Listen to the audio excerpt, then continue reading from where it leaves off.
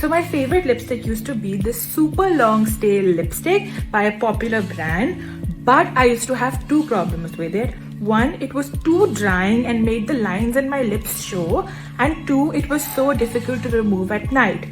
So I found a solution and created the on and off liquid lipstick and eraser. So it has a super long stay liquid lipstick with a lip oil remover on the other side, which is also lip care. The liquid lipstick has 12 hours stay. You can kiss anybody that you want and get away without proof.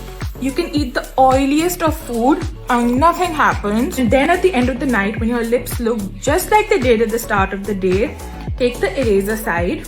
It has a silicone applicator. Just start rubbing them. Wipe it off. 5 seconds, your lips are absolutely clean. As a last step, take the remover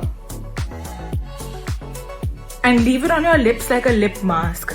It comes in 8 beautiful shades made just for our brown skin tone. This is going to bring liquid lipsticks back in style.